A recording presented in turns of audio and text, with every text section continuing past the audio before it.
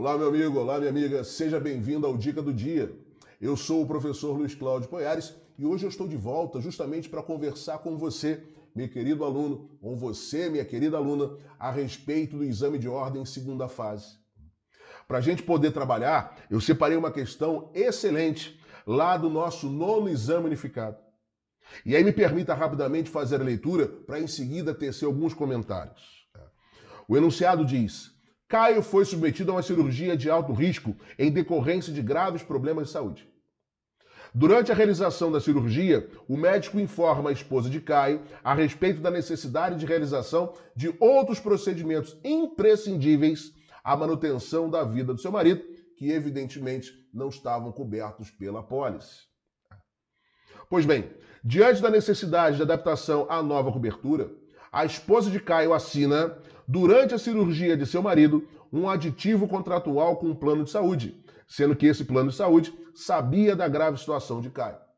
E mais, as prestações entabuladas eram excessivamente onerosas. E aí o desfecho. Em face dessa situação, responda de forma fundamentada aos itens a seguir. Questão número 1, a nossa letra A. O negócio firmado entre a esposa de Caio e o plano de saúde é inquinado por um vício consentimento. Que vício é esse? Interrogação. E vem a questão 2, a nossa letra B.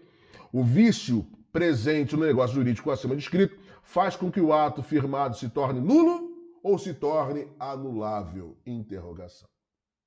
Pois bem, me parece bem evidente que o problema relacionado a essa questão diz respeito à chamada onerosidade excessiva. Você vai notar a presença da onerosidade excessiva quando você estiver diante de um contrato bilateral e oneroso, e você reparar que existe uma enorme diferença de valor entre a vantagem que vai ser percebida por uma das partes e a vantagem que vai ser percebida pela outra. No nosso caso, nós temos aqui um contrato de seguro, o famoso plano de saúde. E me parece muito nítido que a vantagem recebida pelo segurado é bem menor do que a vantagem que vai ser recebida pelo plano de saúde. Afinal de contas, a própria enunciado da questão disse claramente que está havendo um aditivo contratual e nesse aditivo contratual se faz presente a onerosidade excessiva. Pois bem, numa questão igual a essa, eu digo que você deve fazer uma diferença bem bacana entre a onerosidade excessiva que nasce no momento da contratação e a onerosidade excessiva que nasce por um fato superveniente. Se você estiver diante da chamada onerosidade excessiva originária, então você deve se preocupar em analisar dois assuntos. O assunto número 1 é a figura da lesão. O assunto número 2 é a figura do estado de perigo. Já por sua vez, se você tem na sua prova um contrato que nasceu de maneira equilibrada, mas que por um fato superveniente gerou a famosa onerosidade excessiva, então nesse caso se desvincula da lesão, se desvincula do estado de perigo e passe a estudar o artigo 317 do teu Código Civil, que trata da teoria da imprevisão. Para mim é muito nítido que no nono exame nós temos aqui uma onerosidade excessiva originária. Inclusive, um aspecto. Quando o contrato foi celebrado, havia equilíbrio. O problema da onerosidade excessiva aqui vem do aditivo.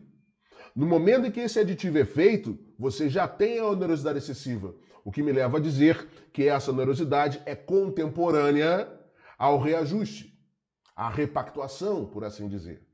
Por isso, a questão da prova ou envolve a lesão ou envolve a questão do estado de perigo. Professor, como é que eu vou fazer essa diferença? Bom, você já começou a perceber que existe algo em comum nos dois institutos. É a presença desse requisito, a onerosidade excessiva originária. A diferença vem no segundo requisito. Porque o segundo requisito para você invalidar um ato com lesão ou com um estado de perigo é a presença da vulnerabilidade da pessoa que está sendo lesionada. Ou seja, da pessoa que está pagando mais e recebendo menos.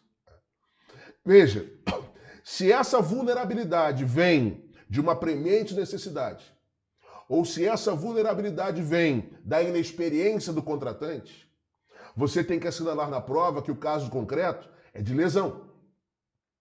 Mas, se por outro lado, a vulnerabilidade da pessoa lesada nasce em razão de uma situação de perigo que essa mesma pessoa presencia ou que alguém próximo a ela vivencia, então, nesse caso, nós temos o estado de perigo.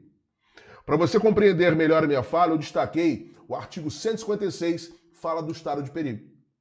E a redação é a seguinte: configura-se o estado de perigo quando alguém, premido da necessidade de salvar a si próprio, evidentemente, ou então salvar pessoa de sua família, de grave dano conhecido pela outra parte, assume obrigação excessivamente onerosa.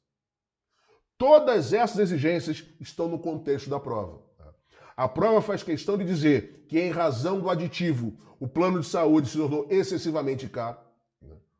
O enunciado faz questão de dizer que o plano de saúde sabia da situação de perigo vivido pelo segurado. E a prova faz questão de dizer que a esposa do segurado só repactuou aquele negócio jurídico porque sabia que seu marido vivencia uma situação de risco da própria vida.